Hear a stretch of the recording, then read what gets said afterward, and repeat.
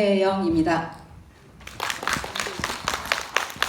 네, 오늘 찾아가는 문화 강연은 그동안 강연과는 달리 색다르게 준비하였습니다. 인문예술연구소 의령, 영광군민과 함께하는 인문학과 예술의 조화를 주제로 1부는 강연, 2부는 공연으로 진행될 예정입니다. 이외에도 6월 5일까지 영광문화원에서 전시가 이루어지니 많은 관람 부탁드립니다. 원활한 강의 진행을 위해 가지고 계신 핸드폰은 모음이나 매너보드로 전환하여 주시기 바랍니다. 그럼 강연을 시작하도록 하겠습니다. 오늘 경계와 희망의 빛이라는 주제로 강연을 해주실 성균관대학교 유학동양학과 신정근 교수님을 힘찬 박수로 부탁드립니다.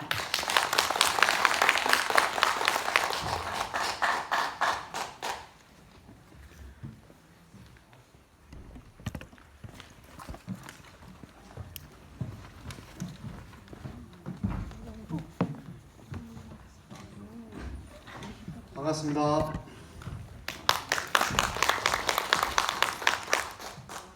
우리 김정은 선생님도 그렇고 또 앞번 중에도 아직 1분이 남았네요, 그죠? 3시에 시작인데 시계를 보니까 59분이네요. 그래서 여러분들과 함께 할 수 있는 기회가 돼서 대단히 고맙게 생각하고 또 영광입니다. 우리 공연이 좀 특징적인 거는 강연, 공연, 전시를 같이 하는데요. 그것만 간단하게 소개해드리면 우리 영광에도 문화예술인이 많이 계실 줄 아는데요. 강연이라고 하는 것은 기본적으로 말을 통해서 하지 않습니까? 그죠? 네, 그러다 보니까 처음부터 끝까지 말을 듣는다라고 하는 게 쉽지가 않죠. 그죠? 그래서 우리가 잠깐 놓치기도 하고 또 앞뒤 말을 잊어버리기도 할 수도 있는데 대신 이제 공연이라고 하는 거는 8분에서 한 10분 정도 아주 임팩트 있게 진행되니까 여러분들의 어떤 시선이라든지 관심을 여러 군데에 퍼뜨리지 않고 집중하는 그런 효과가 또 있죠. 그죠? 그리고 이제 전시 그림이라고 하는 거는 스틸 사진 비슷하게 그림도 있고 조각도 있고 설치예술도 있는데 한 장면이지 않습니까? 그죠? 하나의 장면의 모든 것들을 압축적으로 전달하고 있습니다. 그래서 일찍부터 우리 인문예술연구소는 말만 가지고 안 되니까 공연이라든지 전시를 같이 하면 보는 분들 또 함께하는 분들한테 더 감동을 전달해 주지 않을까 생각했어요. 경기도 시흥시라든지 강릉 원주시라든지 그다음에 서울의 종로구라든지 해서 일찍이 이런 강연, 공연, 전시 행사를 해오고 있습니다. 그래서 또 이번에는 영광에서 여러분들과 함께 할 수 있는 기회가 돼서 대단히 고맙게 생각합니다. 그리고 아까 이제 김정은 선생님이 저보고 뭐 이런저런 소개를 해도 뭐 매체에 안 넣으면 안 된다고 방송에 안 넣으면 안 된다고 그러길래 4시에 되면요 교육방송에서 오늘 읽는 고전이 한 20분간 진행되는데 하필 우리 공연을 할 때 그 방송이 나와서 뭐 오늘이라더라도 교육방송에 들어가면 오늘 읽는 고전이라고 제가 한 4월 달부터 계속 진행 중입니다. 그래서 끝나고 나서 또 논어에 대해서 관심 있는 분은 교육방송 라디오를 통해서 저를 또 만나실 수가 있습니다. 자, 그러면 한 40분까지 이야기를 해달라고 그래서 우리도 가만히 이 문화예술 공연에 의자에 특수 설비가 되어 있어서 아마 30분 되면 그죠? 아마 의자가 뾰족뾰족한 게 올라와가지고 여러분들을 앉아있기 힘들게 만드는 것 같습니다. 그래서 한 40분까지 여러분들과 이야기를 하고 또 제 이야기가 끝나면 또 준비를 해서 바로 공연으로 이어질 수 있도록 하겠습니다. 이게 어딘지 아시는 분 계세요? 보기는 아주 많이 봤어요. 보기는 아주 많이 봤는데. 네, 판문점입니다. 판문점입니다. 판문점에 남과 북을 가르는 이쪽이 남쪽이고 이쪽이 북쪽인데요. 거꾸로인가? 그죠? 사실 남북 분단의 상징이기도 하죠, 그죠? 그래서 그 분단의 상징이 아주 높은 뭐 장벽으로 되어 있어서 사람이 못 넘나라고 생각되지만 실제로 보면 이렇게 우리 다리를 가볍게만 들어도 그죠? 넘어갈 수 있는 게 돼 있습니다. 그래서 경계라고 하는 게 여러 가지가 의미가 있는데 이 경계가 상징하는 것은 법이든지 제도에 의해서 넘어서는 안 되는 것 또는 넘으려고 그러면 어떤 경우만 넘어설 수 있죠?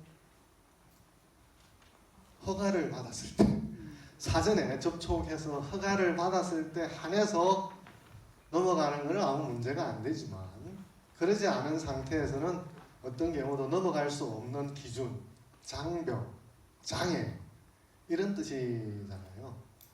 그런데 또 경계라고 하는 게 그런 뜻만 있는 것은 아니죠. 우리 영광에도 아까 말씀드렸듯이 문화예술인 하는 분들이 아주 많으실 텐데 또는 체육하는 분도 마찬가지고 또는 뭐 일상도 마찬가지고 또는 생업에 종사하는 분도 마찬가지고 그런 경우에는 경계를 끊임없이 넘어야 되죠.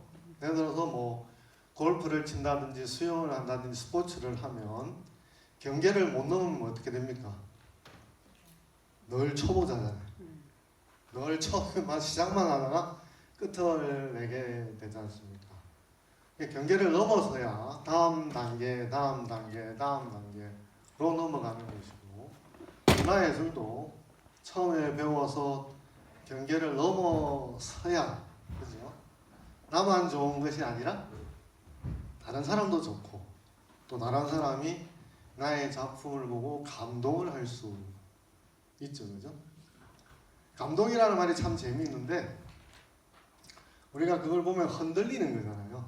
우리가 그 눈물까지 흘리잖아요. 드라마를 보고 영화를 보고 멀쩡한 사람이 방금 전까지 TV 앞에 있거나 영화 앞에 있거나 작품 앞에 섰을 때 웃거나 진지했는데 그냥 그 작품을 보고 그게 드라마일 수도 있고 영화일 수도 있고 뭐 강연일 수도 있고 공연일 수도 있고 그림일 수도 있고 그걸 보는 순간에 뭔가 뭉클해지거나 심리적인 마음의 흔들림이 있어서 그죠.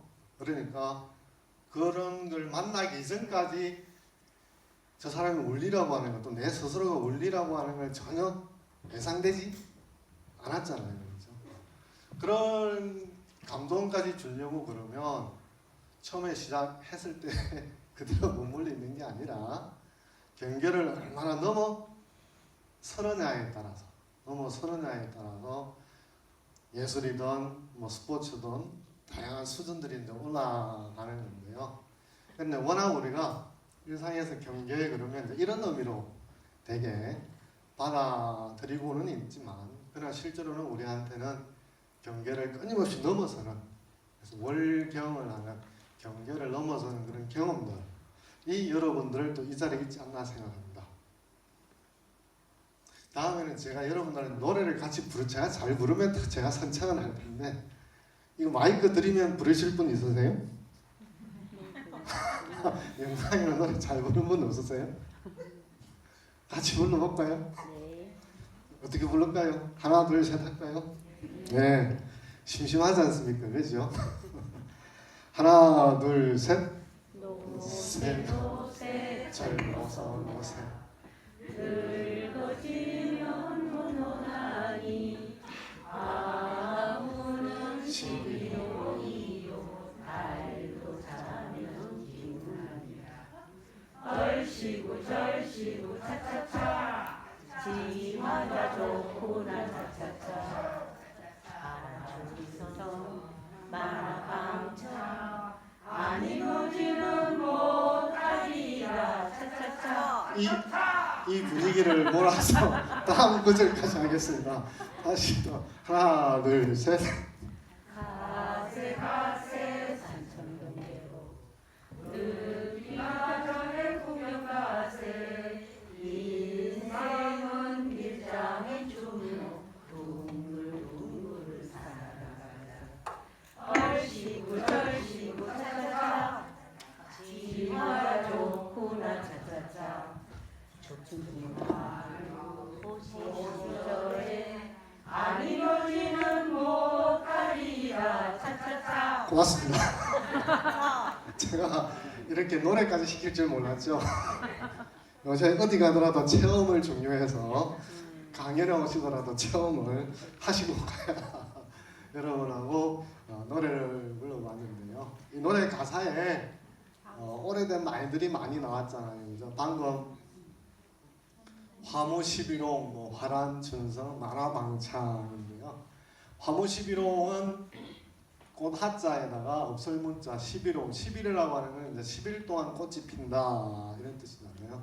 앞에 문자가 있으니까 꽃이라고 하는 게 10일 이상은 꽃이 피지를 못한다. 우리가 그 조화라든지 생화라든지 축하할 때 꽃을 받으면 되죠. 아무물을 잘 갈아주더라도 오래 가지를 않고 금방 시들어 버리지 않습니까? 그죠? 그래서 꽃은 열흘 이상 피지를 못한다. 달도 차면 기운다. 근데 달도 보름달 행토로 계속 있는 것이 아니고 차면 기울어진다. 이런 뜻이고, 다음에 그래서 이제 화무십일홍이라는 말과 같이 불리는 말이 이제 건불 10년이라고. 우리 이제 만약에 대통령제라 그런다면 우리나라는 5년 단임제니까 그죠? 건불 5년이 되겠죠. 아무리 잘 나간다 하더라도 5년 이상은 못 간다. 또는 지자체 단체장님은 4년이잖아요, 그죠? 그러면 이제 건불 4년이 되겠죠. 그죠? 그래서 10을 맞추기 위해서 11, 10년 이런 말이 있는 거고요. 그 다음에는 화란춘성이라는 말은 꽃이 아주 허드러지다, 무드러지다, 꽃이 많이 핀 걸 나타내고, 춘성이니까 봄이 한창이다, 봄이 절정이다 이런 뜻이고, 그러면 많아 온갖 생물들이 이제 쭉쭉 뻗어 나가서 우리 봄에 보면은 색깔들이 그죠? 살아나는 기운들을 느낄 수 있지 않습니까?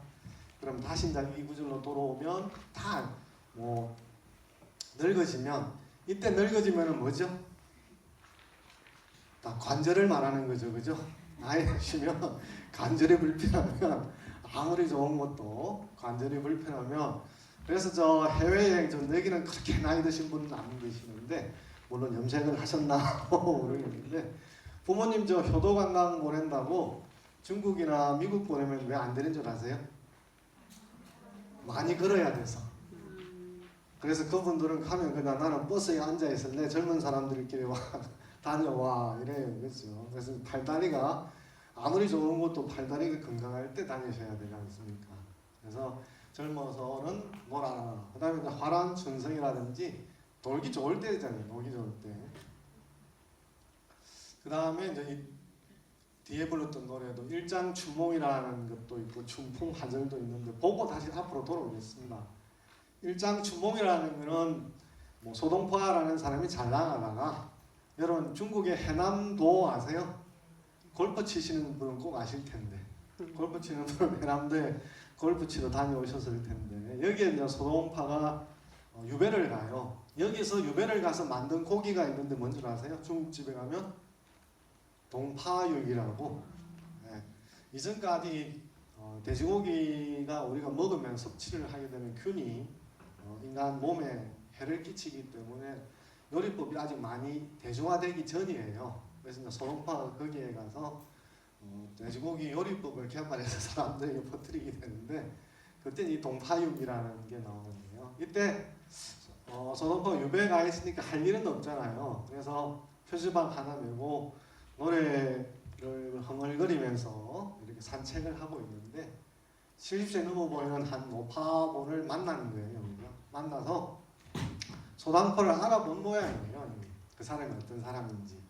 그래서 어떤 말을 하냐면은 내한이라고 하는 건 궁궐에서 고위직이 있을 때니까, 이럴 때에 영화로움과 부귀라고 하는 게 계속 누리면 좋겠지만, 지금은 이제 해남에 기아 와 있지 않습니까? 그죠? 그러니까 내가 서울에서 수도에서 잘 나갈 때가 한바탕에 봄에 꾸는 봄날의 꿈과 비슷하구나, 이런 말을 했다는 거고요. 또 두 번째는 이렇게 보면 다시 다 돌아가서 늙기 전에 놀아라, 이렇게 노래에서는 이미 여러 이야기를 하지 않습니까? 그렇죠? 근데 지금은 뭐 농사철로 보면은 농한기가 아니고 농번기에 해당되는데, 자 그러면 우리 노는 거에서 이제 우리가 요즘 많이 생각이 바뀌고는 있습니다만, 여기 계신 분들 많은 분들이 초등학교나 중학교 배울 때 이런 이솝우화를 배우면서 결론이 뭐죠? 놀아라는 뜻이에요? 놀지 말라는 뜻이에요? 그렇죠. 놀지 말라는 뜻이잖아요. 이 개미는 열심히 더운 땡볕에도 불구하고 이렇게 먹을 거를 준비하고, 우리 배짱이는 여름에 더위를 피해서 그늘에서 이렇게 놀고 있는데, 다음 장면은 없어요. 다음 슬라이드는 없는데, 여러분 다음 슬라이드 아시죠? 계절이 뭐로 바뀌죠? 겨울로 바뀌잖아요. 그래서 이제 배짱이는 먹을 게 없어서 개미집에 가서 똑똑똑 두드리니까, 그래서 결론이 있잖아요. 놀지 말고 열심히 공부해라. 놀지 말고 열심히 일해라. 이런 이야기인데요. 아, 참 하나 더 있었구나. 이렇게 춘풍화류라고 하는 거는 뭐 버드나무, 수양가지 버드 아시죠, 그죠? 그런데 이제 우리 실태를 보면 여러분도 뭐 익히 아실 텐데, 그죠? 우리나라는 OECD에 가입이 돼 있는데 노동 시간은 여전히 길다, 짧다? 네, 그죠? 잘하시네요. 우리 저 왼쪽에 있으면 좋은데 아직도 우리는 왼쪽에 있는 것이 아니라 오른쪽에, 그죠? 오른쪽에 있어서, 그럼 저렇게 일을 하다 보면 언제?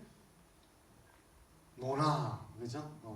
놀 수 있는 이런 분위기가 아직은 이제 형성이 안 돼 있는 거죠. 그래서 지금은 점점 뭐 바뀌어가고 있습니다만, 여전히 일하는 것은 좋은 것이고 어디를 놀러 간다는 것은 안 좋은 것이다라는 것에 의해서 뭔가 놀러 가면 뭔가 문제가 있는 듯한, 그죠?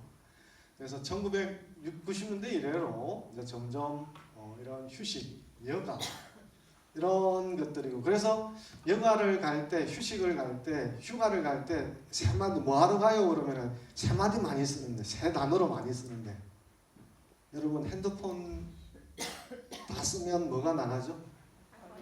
배터리가 나가면 어떻게 해야 된다 그러죠? 충전해야 된다. 그래서 재충전한다 그러잖아요, 그죠? 오늘 우리 이제 여행 가거나 어디 갈 때 재충전 떠납니다 이런 말을 많이 하잖아요. 그걸 갖다 은연중에 자기도 뭐에 비유를 하는 거죠? 왜? 배터리에다가 비유를 해요. 자기 스스로 배터리를 비유해서.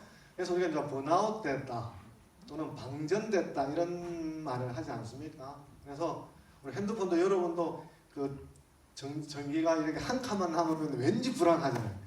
왠지 불안해서 빨리 충전을 해야 될 것 같다라는 생각에 사로잡히잖아요. 그래서 1990년도부터 이런 이야기가 있는데요. 이런 측면에서 도시만이 아니라 영광도 다시 뭔가 살 수 있는, 다시 그 가치를 재발견할 수 있는 그런 기회가 있는 것 같아요. 그래서 사회적으로는 일할 곳을 찾는 그런 분위기도 있습니다만, 중요한 건 또 뭐죠? 일할 곳만이 아니라 쉴 수 있는 곳도 중요한 거예요. 물론 쉴 수 있는 곳에 가면 일하는 사람이 있겠지만, 그러나 사람들이 쉴 수 있는 곳, 그러니까 번화한 도시에 쉴 수 있는 곳은 적지 않겠습니까? 있어봤자 카페에 가는 정도잖아요. 그러면 도시와 다른 분위기에서 우리를 편하게 릴렉스하게 하면서 생활을 돌아볼 수 있는 그런 쉴 수 있는 곳, 그죠? 그걸 경쟁하는 것은 영광이 서울보다는 유리하겠죠, 그죠? 그런 측면에서 이런 여가 휴가에 대한 어떤 사고가 바뀌는 지점에서 우리가 뭘 할 수 있을까라는 걸 보면, 일자리를 마련하는 것만큼이나 쉴 자리를 마련하는 것도 중요한 거고, 이런 측면에서 우리가 이제 노는 것과 쉬는 것의 경계에 대해서 다시 꼭 일하는 것만이 좋고 쉬는 것은 여러다라고 하는 게 아니라, 쉬는 것이 새로운 가치가 있다라고 하는 생각의 전환도 또 일어나지 않을까 생각합니다. 네, 그런 측면에서 우리가 이 이분법적인 사고에 딱 사로 갇히게 되면 새로운 것들을 상상하기가 어려운데요. 요새 사회적으로 많은 범죄 중에 하나가 이 영화인데, 이게 이 보이스라는 영화의 보이스피싱을 다룬다는 걸 아시죠, 그죠? 당하기 전에는 모르는데 당한 사람 보이스피싱에 당하는 그 상황에는 무슨 말을 하죠? 자, 다 상황이 끝나면 내가 왜 그렇게 바보스러운지 모르겠다라고 말하지만 보이스피싱에 전화를 받는 순간 그냥 생각이 다 도망을 가버리잖아요. 그래서 조종당한다고 그러는 거예요. 이런 상황 속에 놓이지 않습니까? 그렇죠? 그래서 어떤 상태가 되는 거죠? 눈앞이 캄캄한 거죠. 갑자기 전화가 와서 납치가 됐다는 둥, 누가 죽었다는 둥, 뭐 내 말을 듣지 않으면 어떻게 된다는 둥 이런 이야기를 하잖아요. 그럼 그때 합리적으로 생각하거나 차분하게 생각하면 확인해 본다든지 전화를 끊는다든지 나중에는 내가 왜 그때 그런 생각을 하지 못했을까라고 거꾸로 생각할 수는 있습니다만 저 분할을 받는 순간에는 그냥 생각이 다 도망을 가요. 다 도망을 가서 온통 그냥 눈앞이 캄캄하고 새카만 상태로 바뀌어버리는 거죠. 그때 우리가 뭔가 빛이라도 있으면, 그죠? 아차, 다시 한번 생각해보지. 이게 뭐지? 이런 게 이런 새까만 상태에서 벗어날 수 있는 길이잖아요. 근데 지금 뭐지? 이게 어떻게 하지? 이런 생각을 못하면 계속 이 상태에 머물러 있는 거죠, 그죠? 머물러 있는 거고 약간의 빛이라도 들어오면 그 빛을 실마리로 해서 도대체 이게 무슨 일이야, 상황이냐? 내가 지금 확인해 볼 수 있는 길이 뭘까? 아니면 이게 맞을까? 이런 실타래를 찾아서 가면 지금 말하고 있는 상황이 사실이 아닐 수 있다라는 생각까지 도달할 수가 있겠죠, 그렇죠? 이렇게 할 때 온통 새카만 것에서 조금씩 이렇게 단서를 찾아가는 게 아주 중요하죠, 그렇죠? 이렇게 단서를 찾아가면 빛을 이렇게 우리가 만나서 아이 거짓말을 하고 있네요. 택도 없는 소리를 하고 있네요, 그죠? 또는 경찰이랑 협조해서 어디에다 사기를 칩니까? 라든지 이런 걸 풀어갈 수가 있는데 이게 중요하다는 거지. 이 상황에서 어떤 수순으로 우리가 일출과 같은 어떤 빛을 찾아낸 상황으로 가는 거냐, 아니면 더 깜깜한 수렁으로 빠져버려서 상대가 하는 말들을 그대로 꼼빡 믿어버려서 조종당하는 모범 같은 그런 신세가 되어버리냐라는 거죠. 이게 이제 우리가 인문과 예술에 평소에 인문과 예술을 얼마나 가까이 하느냐에 따라서, 그죠? 인문과 예술을 하면 이게 아니다라는 생각, 뭐지? 이런 생각들을 자연스럽게 떠올리는데 그러지 않으면 좀 저런 보이스피싱 상황에서 눈앞이 캄캄해져서 시키는 대로 요구하는 대로 이렇게 나중에 지나서는 자기 스스로 내가 왜 바보스럽게 그렇게 했지 라고 하지만 그때는 절박하지 않습니까? 절박한 순간에 평소에 이제 우리가 인문예술을 가치를 해서 그런 이야기들에게 홀라당 넘어가지 않을 수 있는 그런 상식, 그런 세계, 그런 경계에 올라왔으면 어떨까라는 겁니다. 그래서 우리 흔히 눈앞이 캄캄하다 그러잖아요. 눈앞이 캄캄하다. 여기 나이 드신 분들은 있는데요. 요즘은 집에 들어가면 다 무슨 등이 있어요? 현관에 센스 등이 있어서 내가 뭐 스위치를 켜지 않더라도 이제 불이 들어오잖아요. 옛날에 센스 등 없었을 때는 어떻게 해야 됩니까? 이 벽을 더듬어 가지고 요점 스위치가 있을 거다 생각해서 더듬는데 그때 한두 번 탁탁탁 하면 스위치가 나올 거라고 하는데 스위치가 손가락 끝에 안 닿아. 그때 0. 몇 초 만에 느낌이 썰한 거 아시죠? 경험하신 분 있으시죠? 그죠? 지금은 이제 센스 등이 있으니까 그런 걸 경험할 수가 없는데 그때는 이게 하나 둘 하면은 눌러서 빛이 들어와야 되는데 등이 켜져야 되는데 그때 잠깐 방향을 놓치거나 위아래로 방향 조절을 잘못해서 이 스위치가 손에 닿지 않으면 깜깜하죠. 무섭잖아. 이거 어떻게 해야 되지? 불이 안 들어오나? 정전인가? 그 짧은 순간에 오만 생각들이 다 왔다 갔다 하지 않습니까? 그죠? 그러다가 스위치 위치를 찾으면 가슴을 쏟아내리면서 별것도 아닌데 따지고 보면 별것도 아닌데 그냥 잠깐의 뭐 감각을 놓쳤을 뿐인데 그러나 그 짧은 순간 스위치를 찾지 못해서 두렵고 공포스럽기까지도 하고 그런 체험들을 하지 않습니까? 그렇게 이제 불이 들어오면 눈앞이 훤하고 걱정스럽고 근심이 되는 그런 상황이 이제 싹 해소되어 버리지 않습니까? 그러면 우리가 평정이라든지 여유로운 상태에 있으면 시야가 넓어요. 이걸 어떻게 느낄 수 있냐 그러면 여러분들 약속 장소에 갈 때 차를 몰고 있어요. 1분 남았어. 그러면 도로를 뭐만 보죠? 앞만 쳐다봐요. 신호등도 안 봐요. 신호등도 노란불인지 빨간불인지 파란불인지 안 보고 자기가 그 사거리를 건너 있는 그 상황만 생각하는 거죠. 그러다 보면 큰일 나는 게 이제 횡단보도에 사람이 지나가는 것도 못 보면 사고로 이어지는 거죠. 그죠? 그러나 이제 시간이 1시간이 남았다든지 여유가 있다라고 생각하면 사거리가 온통 눈에 다 들어오잖아요. 눈에 다 들어오는데 1분 남았다.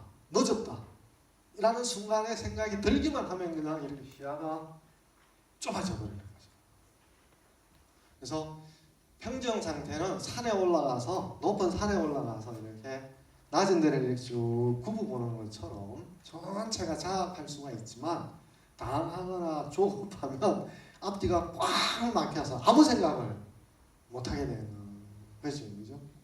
뭐 애 키우는 부모님 경우에는 애가 어찌 됐다 라는 말 한마디만 들어버리면 이런 상황이 되어버리겠죠. 그죠? 그래서 뭘 어떻게 해야 될지도 모르고 또 누가 보이스피싱과 같은 상황에서 이런저런 불합리하거나 엉뚱한 요구를 하더라도 그냥 그렇게 끌려서 가요. 반대로 평정과 여유를 가지고 있다면 내가 뭘 할지 또렷하게 아는 거죠. 그죠?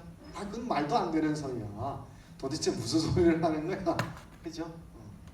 그리고 사리를 식별해서 그것이 옳은지 그런지 판별할 수 있는 상황에 놓인다는 거죠. 그러면 우리는 누구든지 이런 상황에 놓이지 않고 이런 상황에 놓이기를 바라는데 살다 보면 그렇지 않습니까? 살다 보면 이런 상황에 놓이지 않고 싶다 그래서 안 놓이고 이런 상황에 놓이고 싶다고 해서 놓일 수 있는 것은 아니죠. 그렇지? 이런 상황에 원하지 않더라도 놓일 수가 있죠. 그러면 이렇게 놓이는 상황에 안 놓이기를 바라기만 할 것이 아니라 그죠? 이런 상황에 놓이더라도 이럴 수 있는 것. 그래서 1분 남았다 라고 할 때도 어떻게 하면 되죠? 그래 늦었다는 걸 인정하면 돼요. 아, 나 늦었어. 내가 5분 뒤에 갈게. 그러고 나서 편하게 몰고 가면 돼요. 근데 1분 안에 가려고 그러니까 일이 사건이 발생하는 거잖아요. 그러니까 늦었어. 내가 하다 보니까 좀 늦었어. 미안한데 10분 뒤에 갈게. 이러다 해주는 거지. 근데 그걸 10분 안에 아니 1분 안에 갈 수 없는 걸 1분 안에 가려고 마음을 먹는 순간 사고가 날 가능성이 그만큼 커져버리고 사람은 이쪽이 되는 거죠. 오른쪽이 되는 거죠. 이렇게 할 때 사람이 결국은 이제 차이는 그거죠. 누구나 이런 상황에 놓을 때 짜증을 부리거나 신경질을 부리지는 않죠. 그죠? 너그러운 사람이 되잖아요. 이런 상황에 놓이더라도 이런 상황에 빠지지 않고 이럴 수 있는 게 이제 우리가 인문과 예술을 통해서 평소에 갈고 닦은 소양이겠죠. 그죠? 그렇게 할 때 이런 지평에 놓이게 되는데 그럼 현대사회는 신호등에 약속 시간에 1분 늦었다는 것만이 아니라 다 온통 주식이거나 코인이거나 해서 대박을 벌었다, 큰 돈을 벌었다 그러면 나만 믿지는 사람, 나만 바보인 것 같고, 그죠? 일확천금을 물고 물질에 의해서 모든 것들이 평가되는 걸 보다 보면 사실 언론이나 신문이나 방송에 나오는 사람은 일부죠. 그죠? 우리 5천만 중에서 일부잖아요. 그런데 누군가가 나와서 대박을 쳤다라든지 뭔가 갑작스럽게 성공을 했다라는 이야기를 듣는 순간 내가 뭔가 뒤처지는 듯한, 내가 도대체 뭘 하고 있느냐라는, 나만 손해본다라는 생각, 이런 생각이 들면 이런 마음을 갖는 게 아니라 이런 마음을 갖기 쉽다는 거죠. 이런 마음을 갖기 쉽다. 그럼 인문예술이라는 것은 우리가 차를 몰고 갈 때 직진을 해서 앞으로 목적지에 안전하게 가는 건데, 이 성찰한다는 것은 돌아본다는 거잖아요. 우리 기계적으로 돌아볼 때가 언제냐 그러면 저는 20일인데 여러분은 언제인지 모르세요. 왜 20일을 그런 줄 아세요? 제가 쓰는 카드 영수증이 돌아온 날이 20일이거든요. 여러분들도 그때는 돌아보잖아요. 내 월급에 비해서. 요즘은 그래서 옛날에는 세전세후 이런 말을 하는데 요즘 새로운 말이 있대요. 어떤 말인지 아세요? 카드후라는 말이 있대요. 내가 월급을 받았는데 카드로 쓴 돈을 다 제하고 나면 내가 쓸 수 있는 현금이 도대체 얼마냐. 그래서 우리 신용카드, 체크카드는 뭐 자기가 이미 넣은 돈을 쓰는 거고, 신용카드는 한 달 먼저 쓰는 거잖아요. 그죠? 그렇게 쓸 때 정확하게 내 예산을 매일 생각하면서 쓰지는 않잖아요. 그런데 이제 좀 더 많이 썼거니 했는데 카드 영수증이 돌아오면 생각했던 것보다 훨씬 많이 들어오는 경우가 있잖아요. 그럼 그 다음 달은 이제 죽는 거지요. 그죠? 그래서 카드 후 개념이 있다고 그러거든요. 그래서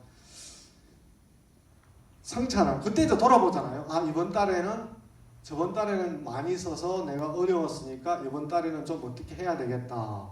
이렇게 하지 않습니까? 그죠? 그러는 것처럼 직진만 할 게 아니라 돌아와. 그리고 우리 산에 유명한 시도 있죠. 그죠? 올라갈 때는 못 봤는데 내려오면서 보는 거잖아요. 그죠? 그것도 성찰이죠. 바삐 가고 목적 지향적이고 그러면 빨리 가는, 오로지 그냥 올라가자 여기만 집중되어 있는 거잖아요. 그죠? 그러면 주위에 뭐가 있는지도 모르죠. 그죠? 흔히 또 이제 봄에 그 노래도 소개해줬습니다만 지금도 꽃이 있어요. 옛날 사람들이 꽃 구경하면 3월달, 4월달만 꽃 구경을 하는데 지금 무슨 꽃이 피죠? 맞습니다. 그죠? 지금 요즘 피는 꽃 중에 산딸나무도 뭐 아주 멋있고, 그죠? 지금도 꽃이 많아요. 그래서 5월달은 꽃 구경 안 가는 거죠. 장미도 물론 그죠? 올해 장미도 많이 피죠. 그죠? 근데 장미는 별칭이 뭔 줄 아세요? 사계화예요.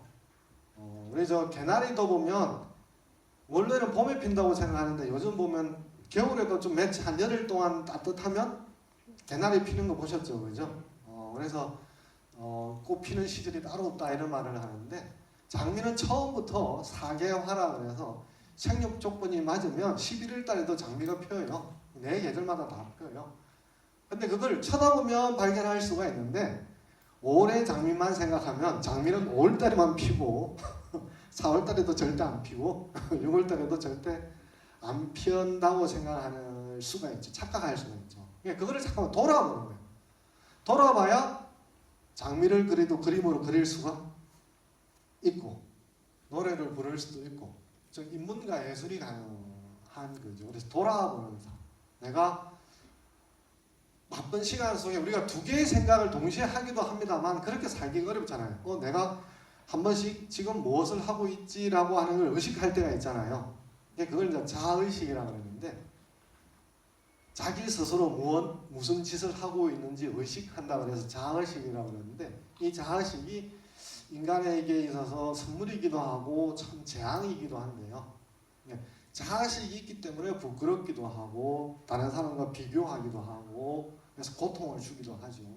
그런데 이런 자기 스스로를 대상화시켜서 성찰을 할 때 우리가 인문예술에 좀 더 가까이 갈 수 있고, 가까이 다가가는 만큼 우리 삶의 경계가 앞에 말했던 것처럼 절대로 넘어서 안 되는 그런 경계가 아니고 계속해서 넘어서 여러분이 더 높은 삶의 지평에 올라갔을 때, 우리 산에 갔을 때 높일 때보다는 위에 있을 때가 더 시야가 더 많이 시원하게 확보되지 않습니까? 그죠?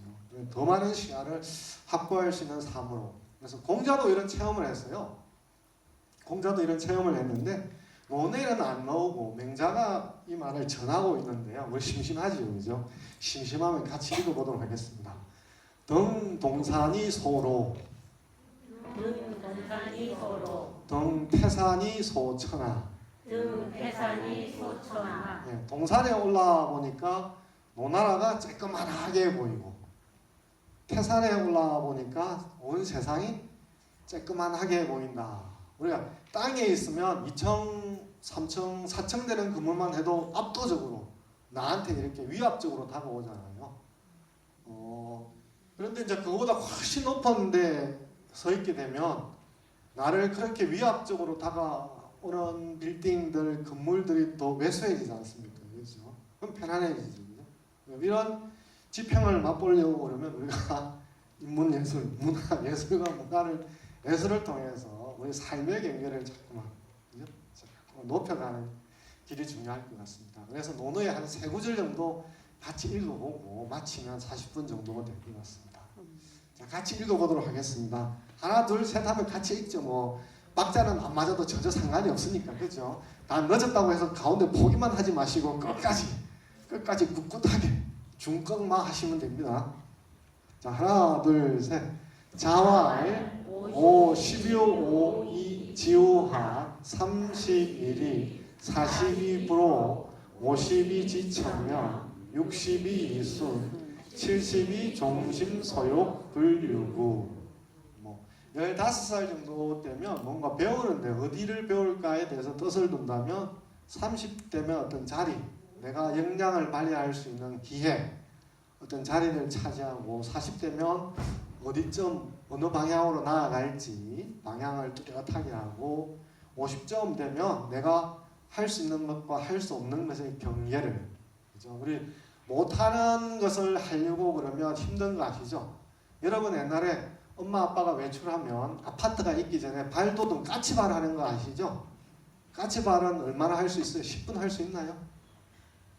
그래서 조금 하면 다리가 땡기지 않습니까? 오래 할 수가 없죠, 그죠? 그래서 어디까지 할 수 있느냐?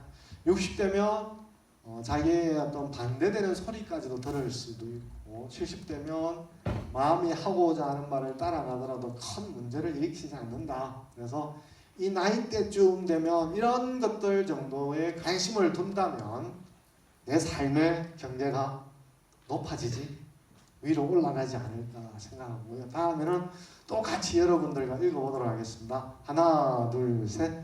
공자왈 군자유삼계 소지시 혈기미정 계지제세 급비장야 혈기방자 계지제투 급기로야 혈기기세 계지제더. 앞에 그는 좀 더 우리가 높여가라고 한다면, 차에도 보면 제일 중요한 건 엔진이지만 차를 모을 때는 2가지가 중요하잖아요. 좀 느리게 가면 가속을 밟아서 속도를 좀 빨리 빼고, 좀 위험하다 싶으면 브레이크를 밟아서 속도를 줄여야 사고를 안 내고 목적지에 안전하게 갈 수 있잖아요. 이거는 일종의 이제 우리 삶에 있어서 브레이크와 같은 건데요.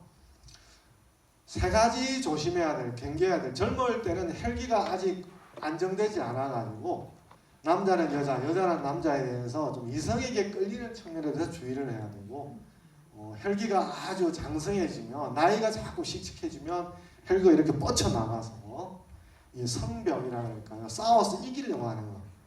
테니스, 운동, 스포츠에도 그죠? 이미 판 끝났는데 또 하는 사람이 있죠, 그죠? 특히 연말 연시에 가족들하고 만나서 고투리 치면, 그죠? 하트 치면, 10판 하고 더 이상 하지 마! 그런데 11판 하자는 사람이 있죠, 그죠? 이런 게 계지제투, 이기려고 하는데, 나이가 들면 혈기가 쇠락해져서 뭔가 얻으려고 하는 거, 자꾸만 내한테 뭔가 빠져나간다고 생각하니까, 내한테 줄어든다고 생각하니까 뭔가를 더 손에 쥐려고 하는 데 대해서 조심을 해야 된다. 그 다음에 사람 사이를 평화롭게 하려면 같이 또 읽어보도록 하겠습니다. 하나, 둘, 셋. 공자왈 군자유구사 시사명 청사총 색사온 모사고 언사충 사사경 의사문 분사나 견덕, 사의. 시간 관계상 다는 못하겠는데요. 군자는 9가지 정도 사항에서 뭔가 체크 포인트를 잘해라. 뭐 이것만 청사총인데 우리 요즘 이게 다 문제예요. 가족들이나 식구들이 모이면 뭐 하는지 아세요? 다 핸드폰 쳐다보고 있어요. 그러니까 누가 말해도 잘 알아듣지를 않아요. 그래서 연애도 잘 못해요. 이것 때문에. 왜냐면 둘이 앉아가지고 연애를 안 하고 뭐 하죠? 서로 핸드폰 보는 거예요.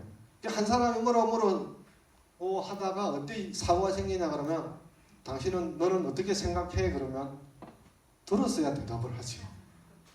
한두 번은 다시 말해달라고 그러지만 그게 반복되면 상대방 입장에서는 도대체 나를 좋아하는 건가 많은 건가 이렇게 생각하면 연애도 잘 못하는 거예요. 그래서 청사총만 하더라도 우리가 사람 관계에 있어서 아주 부드럽게 될 수 있는 그런 길이 되고, 색사원 할 때 이때 색자는 논어에 나오는 색은 이성을 뜻하는 게 아니고 얼굴이란 뜻이에요.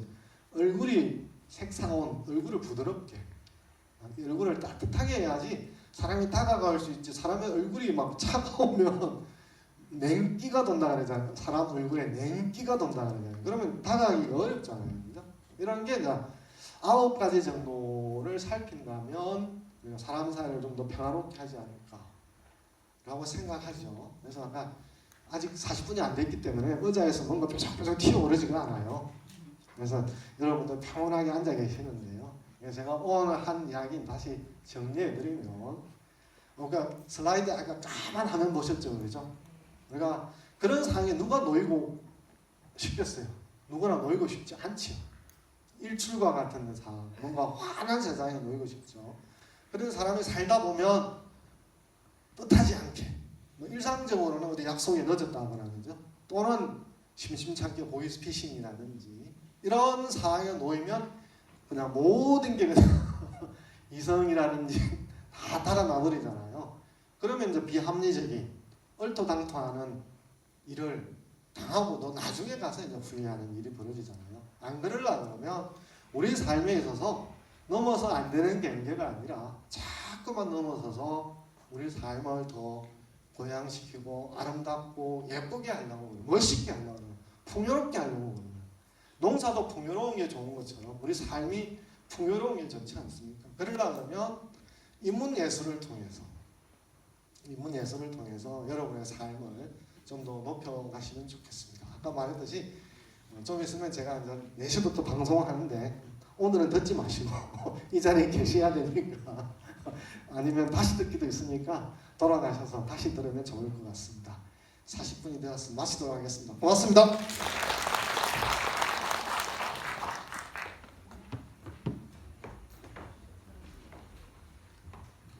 네, 잠시 2부 공연 준비하는 동안 잠시 대기 기다려 주시기 바랍니다. 여러분 안녕하십니까? 저는 2부 사회를 맡게 된 인문예술연구소 지금 강연위원장을 맡고 있는 권오향입니다.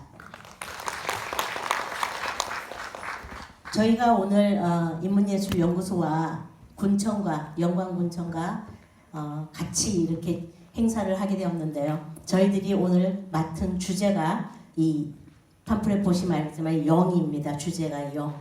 영을 가지고 이제 강연, 공연, 전시까지 모두 영을 주제로 준비를 했는데요. 이 영자는 영광에서 따왔습니다. 영광의 영자입니다. 영광이라는 이 영자가 이제 신령스럽다 또는 뭐 연명하다 이런 말로 쓰이지만 또 영혼, 정신의 의미가 있어요. 그러니까 영혼과 정신이란 말은 사실은 철학하고 완전히 상통하는 의미거든요. 그리고 이 철학과 예술은 같이 갈 수밖에 없고 저희가 이렇게 영을 가지고 영광에 와서 오늘 이렇게 행사를 한다는 것은 저희들에게도 굉장히 철학하는 사람들에게 자부심을 갖게 합니다. 이 영광은 이 영자가 사실은 신선적인 의미가 있어요. 이 신령스럽다 하면서 신선의 의미가 있기 때문에 신선이라는 것은 여러분들이 그 광자는 빛날 광자인데 신선이 빛을 비춰서 굉장히 빛나고 있으니까 영광에 사시는 분들은 전부 신선 같은 그런 삶을 살고 계시는데 우리 교수님이 우려하셔서 더욱더 신성같이 사시라고 한마디 더 해주셨습니다. 이제 지금부터 저희 오늘 새로 공연 시작하기 전에 이 행사가 이루어지기 위해서 애쓴 분이 한 분 계십니다. 영광에서 우리 인문예술연구소에서 이원이며 또 성균관대학교에서 예술철학 박사학위를 받고 지금 영광에서 자미예술창작연구소를 운영하고 계신 김정은 소장님께서 이 영광군청하고 직접 협의하여 오늘의 이 행사를 모두 이렇게 이루어지게 해주셨습니다. 한번 제가 소개드리겠습니다. 네, 한번 뒤로 인사드리죠. 네. 감사드립니다. 그리고 오늘 와주신 관객 여러분 정말 감사합니다. 예술엔 무대에서 하는 사람 보다 못지않게 중요한 것이 관객입니다. 관객이 없으면, 소통할 수 없으면 예술은 의미를 가질 수가 없어요. 그래서 여기 와주신 여러분들은 그만큼 수준 높은 분들만 오신 것 같아요. 영광에도 조금 더 수준 높으신 분이 많이 왔으면 이 자리도 좀 좁았을 텐데 그런 생각을 해봅니다. 다음에 할 이 공연의 첫 번째 오를 것은 가야금 산조인데요. 가야금과 대금이 이어서 이제 두 분을 모시겠는데, 가야금과 이 대금은 우리나라 신라시대 때 삼현삼죽이라고 삼국사기에 나오는 얘기인데, 삼현이란 말은 현자가 비단실이에요. 비단실을 꼬은 줄 현자이기 때문에 삼현은 검은고, 그 다음 비파, 그리고 가야금 요 세 개가 삼현이고, 삼죽은 이제 죽관악기, 그러니까 관악기는 부는 게 관악기니까 죽관악기 중에 대금, 중금, 소금 이렇게 삼죽해서 삼현삼죽이라고 신라시대 때부터 있었어요. 그래서 제가 가야금과 검은고에 대한 차이만 좀 설명해 드리고 오늘 가야금 하실 연주자를 모시겠습니다. 검은고는 6현이에요. 6줄이고 가야금은 12현이에요. 12줄이죠. 검은고는 조금 더 우렁차고 남성적이라면 가야금은 굉장히 섬세하고 아름답고 여성적이라고 할 수 있어요. 근데 가야금은 궁중에서 정악 이 가야금이 많이 성행했는데 민간에서는 산조라고 그래요. 가야금 산조라고 하는데 오늘 가야금을 가지고 나오실 분은 저희가 알고 있는 그런 12현 가야금이 아니고 25현 가야금을 가지고 나오셔요. 25현 가야금은 거의 20세기 이후에 이 가야금을 개량해서 더 현대적으로 만들어진 가야금이에요. 그래서 굉장히 많은 곡을 더 아름다운 소리를 낼 수 있는 가야금이라고 저도 오늘 처음 들어봅니다. 그래서 굉장히 저도 기대가 되는데요. 이 가야금을 들어보실 거고 가야금 연주자에 대해서 설명을 드리겠습니다. 오늘 연주할 곡은 김계욱 작곡의 아리랑입니다. 아리랑은 우리가 아는 것 못지않게 세계에서 유명한 곡입니다. 저는 프랑스 합창단 여기저기 합창단이 이 아리랑 부르는 걸 많이 들었어요. 근데 오늘 올릴 아리랑은 조금 더 이 선율이 더 화려하고 아기자기하게 아름답게 표현하고 있다고 합니다. 오늘 연주해 주실 분은 김나영 연주자인데 국가무형문화재 23호 가야금 산조와 경창 이수자이십니다. 그리고 현재 부산대학교 한국음악과에 출강하고 계시고 이어서 나오실 대금 연주자는 이성준 선생님인데 제목은 춘경. 춘경이라는 의미는 봄을 거울로 보는 듯한 경계라고 설명하셨어요. 그런데 곡은 굉장히 슬프면서도 경쾌하고 가벼우면서도 밝게 표현하셨는데 이 춘경이라는 작품은 이성준 선생님의 자작곡입니다. 직접 작곡하셔서 오늘 연주하실 겁니다.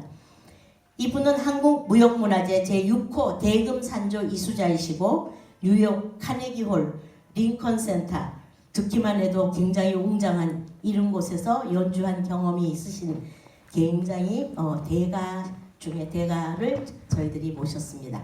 두 분의 연주를 듣겠습니다. 큰 박수로 환영해 주시기 바랍니다.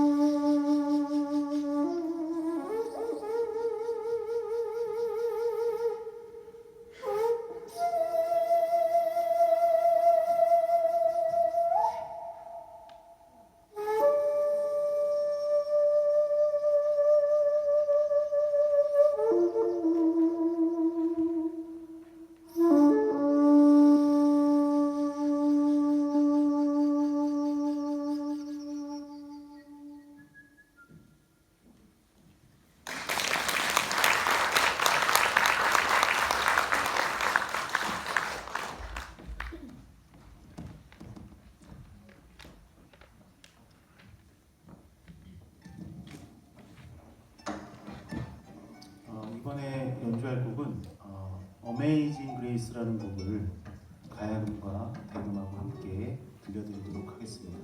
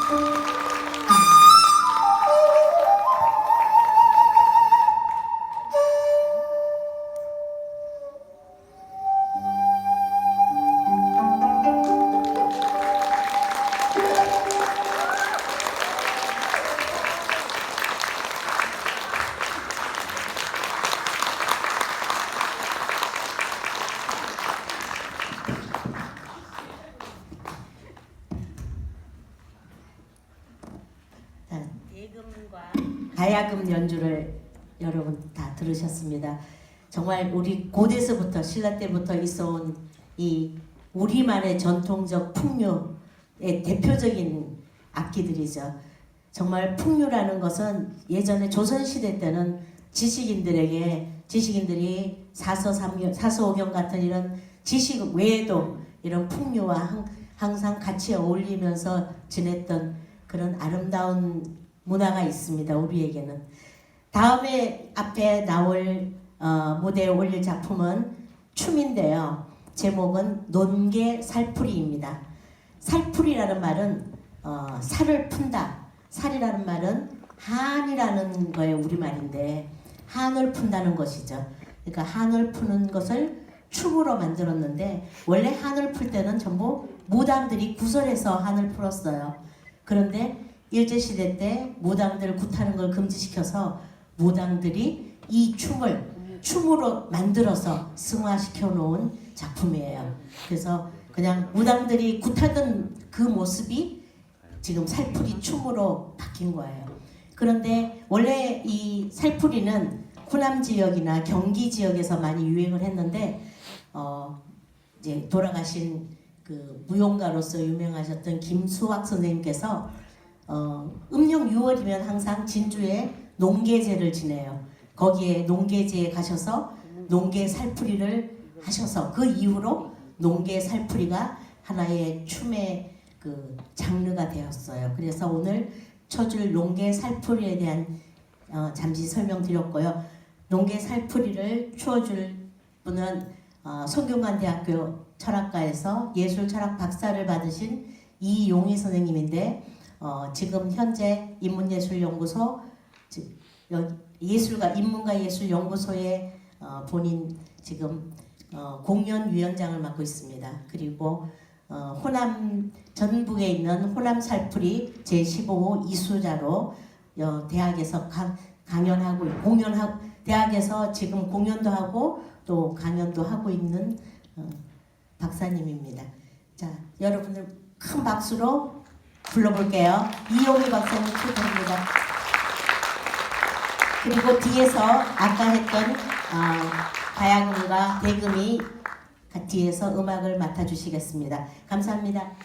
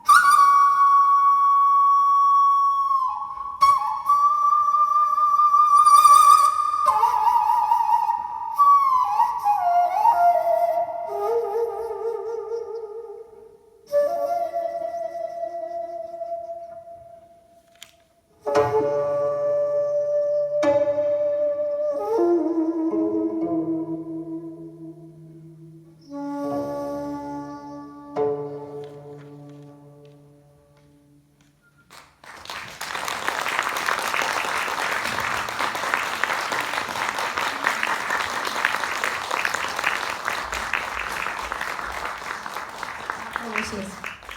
여러분 귀한 시간 내주셔서 대단히 감사합니다.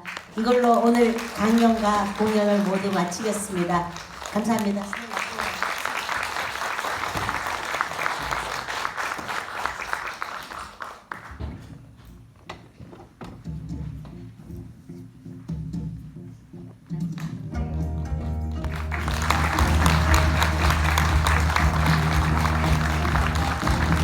여러분 감사합니다. 우리 연구소에서 오신 분들은 사진 촬영이 있겠습니다. 앞으로 좀 나오시기 바랍니다.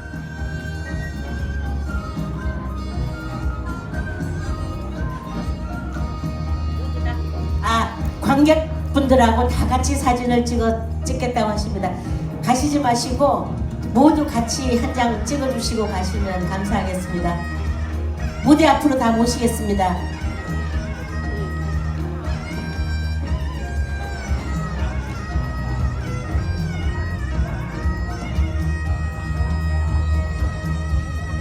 관객 여러분 무대 앞으로 다 모시겠습니다.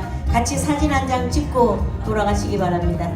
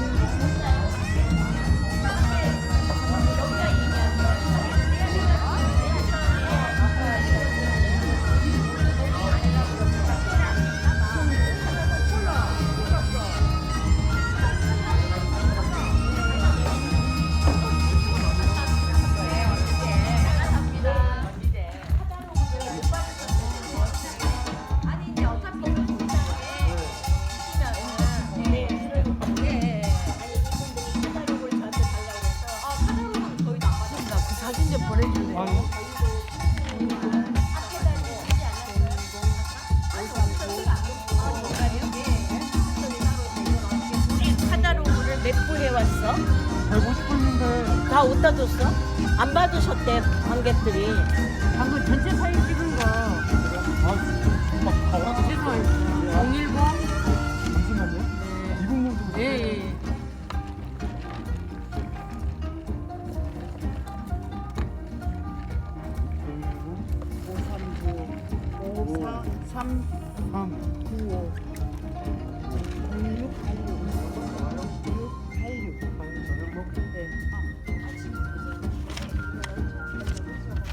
저는 010 5418